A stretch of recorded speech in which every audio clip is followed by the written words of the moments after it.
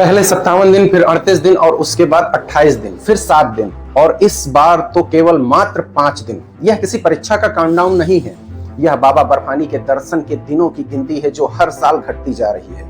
और जिस रफ्तार से यह गिनती घट रही है, लाखों श्रद्धालुओं के मन में एक सवाल उठ रहा है, क्या अगला आंकड़ा शून्य होगा? जरा सोचिए, साल 2040 एक छोटा सा बच्चा अपने दादाजी से पूछता है, एक तस्वीर देखकर पूछता है, दादाजी ये बर्फ का शिवलिंग कैसा होता है, कहाँ मिलता है? दादाजी कुछ पल के लिए तो चुप रहते हैं, लेकिन फिर आंखों में आंसू भरकर कहते हैं, बेटा एक समय था जब हिमालय की एक गुफा में भगवान शिव खुद बर्फ के रूप में प्रकट होते थे। लाखों लोग उनको दर्शन करने के लिए जाते थे, हम भी गए थे, लेकिन फिर हम इतने ज्यादा हो गए कि भगवान के लिए जगह ही नहीं बची।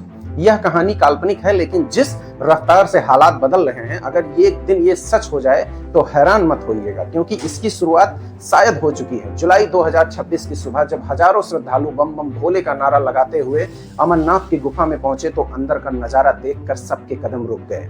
जहां हर साल बाबा बर्फानी विराजमान होते थे, वहां सिर्फ एक गीला पत्थर था, शिवलिंग गायब था। ना कोई चोरी, ना कोई तोड़फोड़, बस बाबा वहां से चले गए थे। जो लोग गुफा के अंदर पहुंच चुके थे, कम से कम उन्होंने उस जगह को अपनी आंखों से तो देखा, लेकिन असली दर्द उन लाखों श्रद्धालुओं का है जो अभी भी रास्ते में है। किसी ने महीनों से पहले रजिस्ट्रेशन कराया है, किसी ने सालों की खर्च को बचत करके उस रास्ते के साक्षी बने हैं। कोई बुजुर्ग माँ अपनी आखिरी यात्रा मानकर घर से निकली है, लेकिन उनके हिस्से में अब सिर्फ खाली गुफा है। कोविड के समय जब भीड़ कम थी तब बाबा ने 38 दिनों तक दर्शन दिए थे, लेकिन अब इस बार सिर्फ मात्र 5 दिन।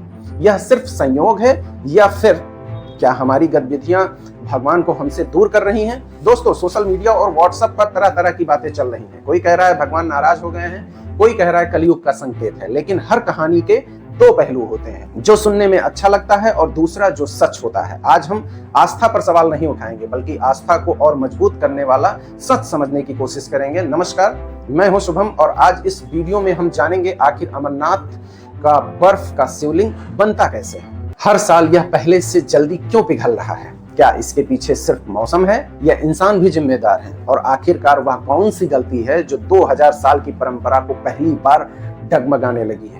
तो वीडियो को आखिरी तक जरूर देखिएगा, क्योंकि जो तथ्य आज हम आपके सामने रखेंगे वो शायद आप पहले नहीं सुने होंगे।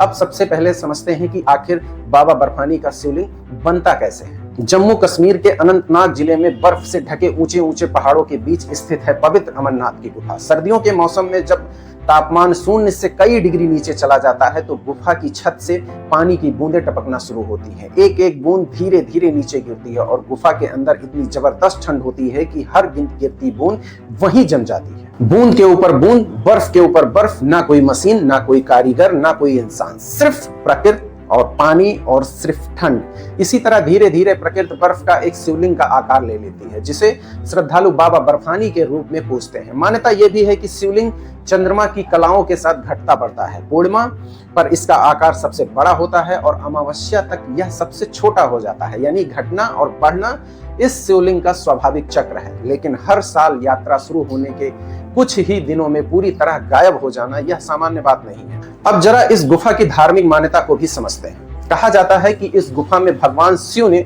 माता पार्वती को अमर कथा सुनाई थी और यह कथा इतनी गोपनीय थी कि रास्ते में उन्होंने सब कुछ अपना छोड़ दिया था। सबसे पहले नंदी को, फिर अपने गले में लिपटे सर्प को, जटाओं के चंद्रमा को और यहाँ तक कि पुत्र गणेश को भी पीछे छोड़ दिया था, ताकि उस गुफा में कोई तीसरा जीवित प्राणी मौजूद न रहे। अब जरा सोचिए, जिस स्थान के लिए स्वयं भगवान शिव ने अपना सब कुछ त्याग दिया, आज उसी स्थान पर इंसान न जाने क्या क्या लेकर पहुंच रहा है। लेकिन इससे पहले कि हम इसका जवाब दें, अमरनाथ का इतिहास भी जान लेते हैं, क्योंकि यह यात्रा आज की नहीं है, सदियों की पुरानी परंपरा है। इतिहासकार बताते हैं करीब 2000 साल पहले इस बर्फ के शिवलिंग का उल्लेख मिलता है। कश्मीर के प्रसिद्ध इतिहास ग्रंथ राजतंगड़ी में भी इसका वर्णन मिलता है। उसमें लिखा है कि उस समय के राजा गर्मियों के मौसम में इस बर्फ के शिवलिंग की पूजा करने आते थे। यानी ईसा के शुरुआती दौर में भी बाबा बर्फानी की मान्यता मौजूद थी। इसके बाद नीलमत पुराण में भी अमरेश्वर का उल्लेख मिलता है। फ्रिंगिस संहिता में गुफा तक पहुंचने का पूरा मार्ग समझाया गया है। इतिहासकार ये भी बताते हैं कि 15वीं शताब्दी में कश्मीर के सुल्तान जैन उल आबदीन स्वयं इस गुफा की यात्रा पर गए थे। अकबर के दरबार में प्रसिद्ध पुस्तक आईने अकबरी में भी अमरनाथ यात्रा का उल्लेख मिलता है। और सबसे रोचक बात, करीब 200 वर्ष पहले एक मुस्लिम चरवाहे बूटा मलिक द्वारा इस गुफा के दोबारा खोजे जाने की कहानियां आज भी सुनाई जाती हैं। यानी राजा बदले, सल्तनत बदली, सदियां बीत गई, लेकिन हर दौर में बाबा बर्फानी के दर्शन होते रहे हैं। फिर ऐसा क्या हुआ जो पिछले कुछ वर्षों में हालात इतनी तेजी से बदलने लगे? यहीं से शुरू होती है इस कहानी का अहम अध्याय। फिलहाल इस वीडियो में इतना ही। अगर वीडियो पसंद आया हो तो इस चैनल को सब्सक्राइब करें। मिलते हैं नेक्स्ट वीडियो में।